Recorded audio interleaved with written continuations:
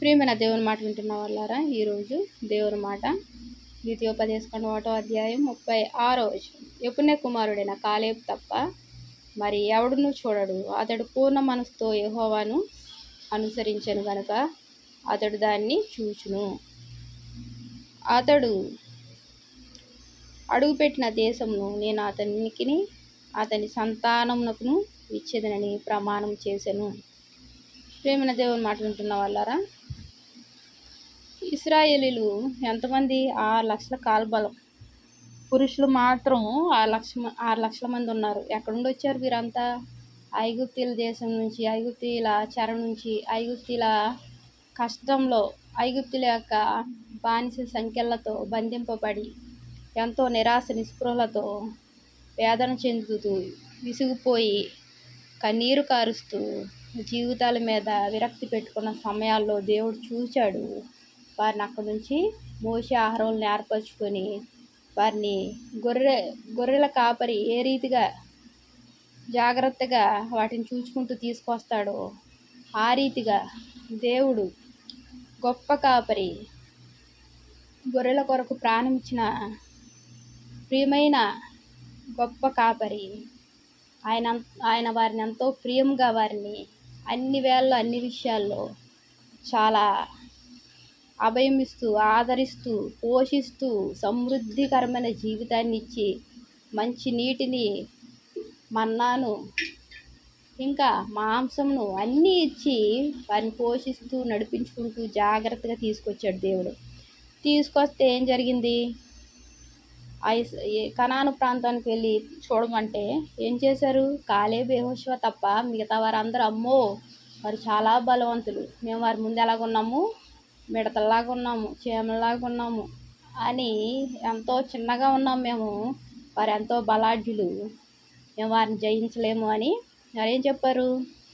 దేవుడి యొక్క క్రియలను మర్చిపోయి ఆయన మీద విశ్వాసం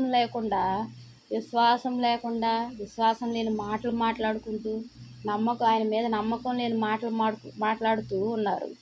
ఆ కారణం చేత వారు 40 సంవత్సరాల అరణ్యంలో తిరిగారు. పాలు తేనెలు ప్రవహించే దేశంలో అడుగు పెట్టలేకపోయారు. చివరికి కాలేబు, యెహోషువ మాత్రము అడుగు పెట్టే ధన్యత దేవుడు వారికి ఇచ్చాడు. ఎందుకంటే వారు న్యాయంగా మాట్లాడారు, విశ్వాసం కలిగి మాట్లాడారు, దేవుని మీద నమ్మకంగా మాట్లాడారు, ఆయన మీద నమ్మకాన్ని పెట్టుకున్నారు, ఆయన ప్రేమించారు, ఆయన యొక్క ప్రేమను, ఆయన చేసిన కార్యాలను గుర్తుపెట్టుకున్నారు. ఆయన ఎన్నిసార్లు వీరిని కరుణించి కాపాడాడో అన్నీ గుర్తుపెట్టుకొని, ఎన్ని సాహసాలు చేశాడో, ఎర్ర సముద్రాన్ని పాయలు చేశాడు ఆయన.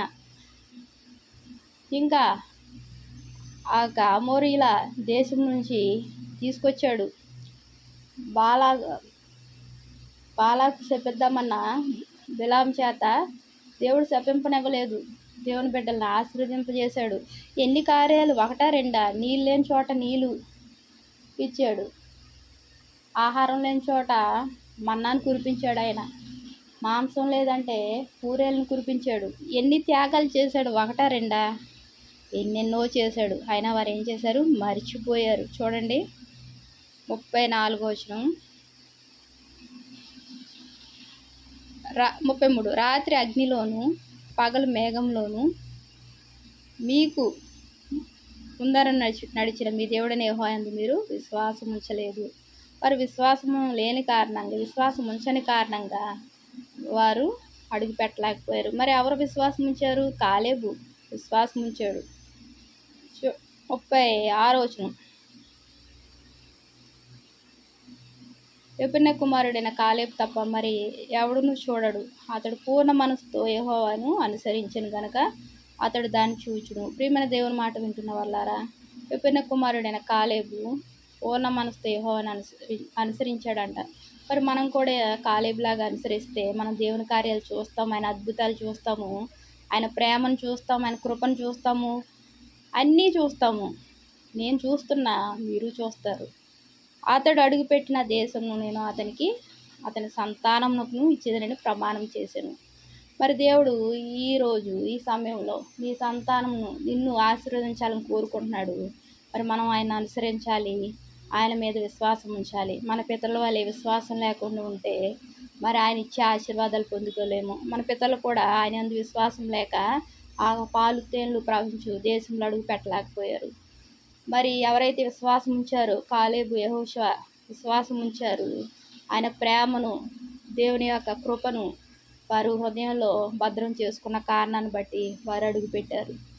మరి మనం కూడా ఆయన మేలును మర్చిపోకుండా ఆయన స్తుతిస్తూ ఆరాధిస్తూ ఆయన కనపరిస్తే దేవుడు మనల్ని హెచ్చించే దేవుడు ఉన్నాడు. దేవుడికి వందనాలు. ప్రార్థన చేస్తాం. మహాప్రేమగల తండ్రి, కృపగలైనా నీకు ఎన్నో వందనాలు, స్తోత్రాలు. నిన్ను అనుసరించి నీ త్రోవల్లో నడిచే కృపను అనుగ్రహించండి అయ్యా. నిన్ను తండ్రి, నువ్వు చేసిన కార్యాలు, నువ్వు చేసిన త్యాగాన్ని ప్రభు గుర్తుపెట్టుకుని జీవించే వారంగా ఉంచండి. మా కుటుంబాలని మమ్మల్ని ఆశీర్వదించండి. నీకు ఎన్నో వందనాలు, స్తోత్రాలు చెల్లించుకుంటే ఏ స్నానం పెట్టుకుంటున్నాను తండ్రి. ఆమె ప్రైజ్.